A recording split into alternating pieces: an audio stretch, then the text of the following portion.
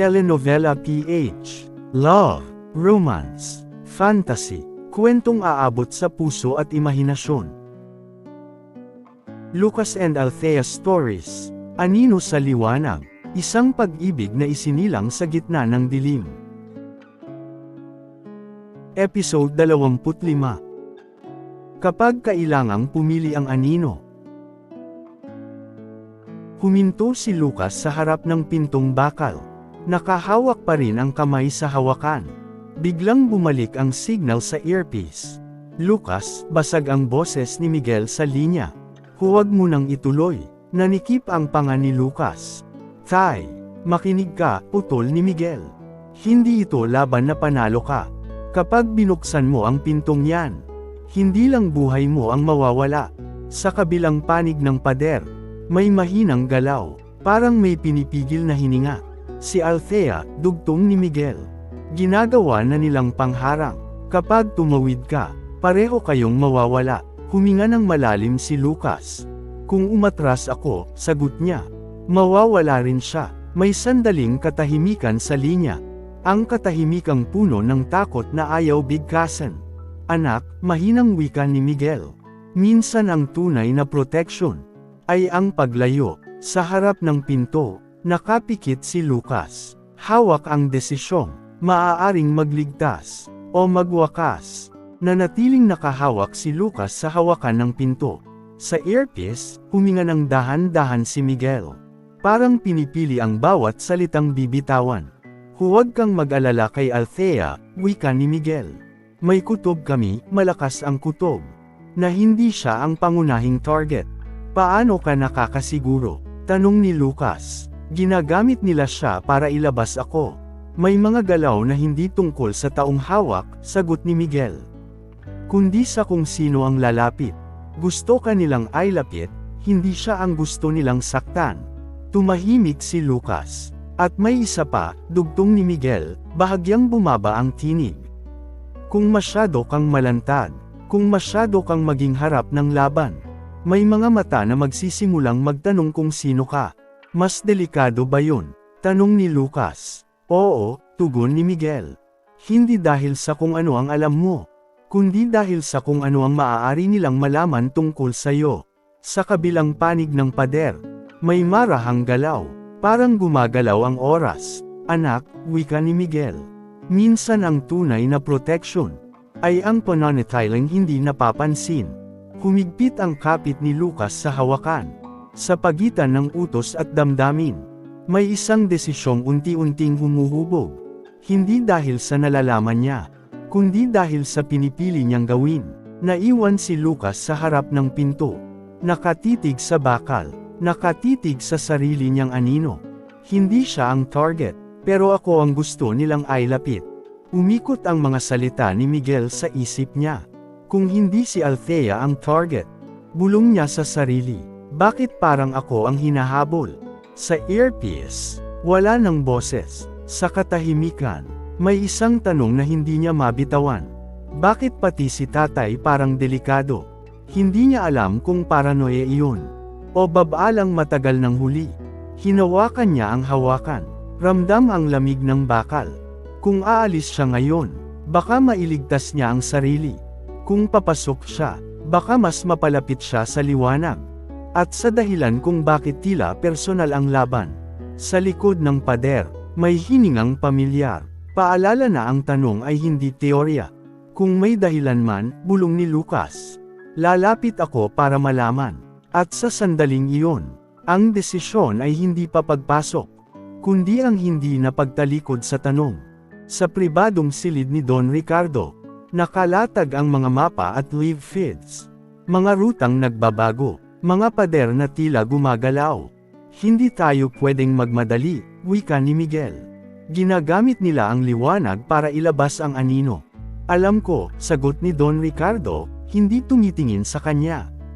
Pero bawat minutong lumilipas, mas lumalayo ang anak ko sa liwanag. Tumahimik si Miguel. Kung pasukin natin ng harapan, dugtong ni Don Ricardo.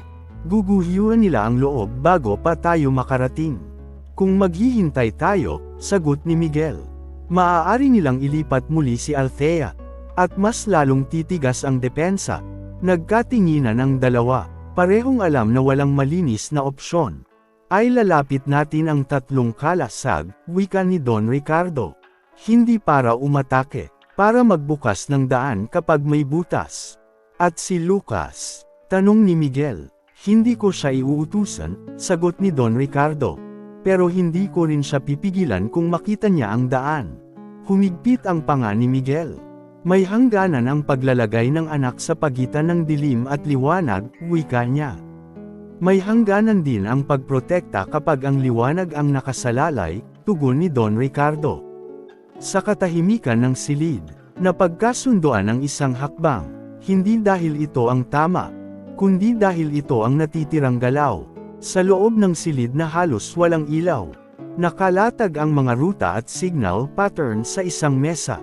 Isang pulang marka ang kumikislap sa mapa. Ang galaw ng anino, hindi ang babae ang target, wika ng isang tinig mula sa dilim. Ang anino ang gusto nating ilabas. Tahimik si La Viuda, nakatingin sa mga gumagalaw na linya sa monitor. Kapag lumapit ang anino, dugtong ng tinig. Makikita natin ang galaw ng buong depensa. Doon natin sila hahatiin. Bahagyang gumalaw si Severo sa likod. Hindi nagsalita, pero nakamasid sa parehong punto sa mapa. Panatilihin ang liwanag, wika ni La Viuda. Kalmado ang tinig. Huwag ninyo itong basagin. Kung mabasag ang liwanag, hindi lalapit ang anino. Isang operator ang nagtanong. Kung sakaling makapasok ang anino, hindi pa natin siya papatayin, sagot ni La Viuda. Susubukan natin siyang kilalanin. Ang aninong kilala, mas madaling igapos. Sa katahimikan ng silid, ang plano ay hindi sigaw, kundi mga linya sa mapa na unti-unting humihigpit. At sa bawat paglapit ng anino sa liwanag, mas ilinaw sa kanila ang hugis ng depensa na balak nilang basagin. Nakatayo si Lucas sa harap ng pinto. Ang kamay ay nakabitin sa hawakan. Ang isip ay pa ng boses na humihila pabalik. Umatras ka, huwag mong buksan. Ang tinig ni Miguel ay parang alon na paulit-ulit bumabangga sa loob ng ulo niya. Sa kabilang panig, may paghinga, mahinang paalala na ang liwanag ay nandoon. Huminga si Lucas ng malalim. Hindi siya sumugod, hindi rin siya umatras. Sa halip, kinuha niya ang maliit na device sa bulsa. Isang simpleng piraso ng metal na hindi dapat gamitin ng walang pahintulot. Isang pindot, may marahang click sa mekanismo ng pinto. Hindi pagbukas, kundi pagpapahina ng kandado. Hindi ko bubuksan, bulong niya sa sarili. Pero hindi na rin ako maghihintay. Sa earpiece, wala ng signal. Hindi dahil nawala, kundi dahil pinatay niya. Sa sandaling iyon, hindi na siya aninong sumusunod sa utos. Isa na siyang anino na pumipili. At sa pagpiling iyon, alam niyang may kapalit, hindi lang sa misyon, kundi sa kung paano siya babalik sa liwanag. Sa labas ng pasilidad, nakapwesto ang tatlong kalasag sa tatlong anggulo. Isang nasa bubong, isang sa madilim na eskinita, at isang sa ilalim ng sirang rehas. May pagbabago sa loob, bulong ng kalasag uno sa comms. May gumalaw sa lock, mahina ang signal, pero malinaw ang galaw. Timing natin to, tugon ng kalasag 2. Kapag hamina ang kandado, may butas na magbubukas. Sabay silang gumalaw, hindi para pumasok, kundi para lapitan ang hangganan. Sa monitor, ang inner layer ng depensa ay bahagyang bamuka. Isang puwang na kasing liit ng paghinga. Hold, utos ng kalasag 3. May decoy, huwag pa. Sa loob, may ilaw na biglang kumislap. Hudyat na may nakapansin. Ang tatlo ay huminto sa mismong pagitan. Isang hakbang pa sana at makakapasok. Hindi pa, wika ng kalasag 1. Isang maling galaw, magigiba ang buong perimeter. Sa katahimikan ng sandali, ang pagitan ng tagumpay at kapahamakan ay kasing nipas ng hangin. Sa control room ng Rosa Negra, nagbago ang mga linya sa monitor. Ang mga ruta ay unti-unting sumisikip. May gumalaw sa inner lock, wika ng isang operator. May sumusubok na magbukas. Tahimik si La Viuda. Nakatingin sa isang koridor na unti-unting naka-highlight. Isara ang mga daan sa paligid niya, utos niya. Huwag ang mismong pinto, ang paligid. Sa isang pindot, ang mga ilaw sa koridor ni Lucas ay nagbago ng kulay. Mula sa malamlam na puti, patungong mapusyaw na pula, may hamarang na mga panel sa magkabilang dulo. Hindi tuluyang nagsara, pero sapat para paliitin ang galaw. Ilayo ang pansin ng tatlong kalasag, dagdag ni La Viuda. Pakainin sila ng ingay sa ibang layer. Sa labas, nakakita ng bagong signal ang tatlong kalasag. Maling ruta, maling butas. Sa loob ng pasilyo, naramdaman ni Lucas ang pagbabago. Ang hangin ay tila bumigat. Ang katahimikan ay tila mas malapit. Sa dilim, may boses na bumulong. Hindi ka papasok sa pinto. Dito ka muna titigil.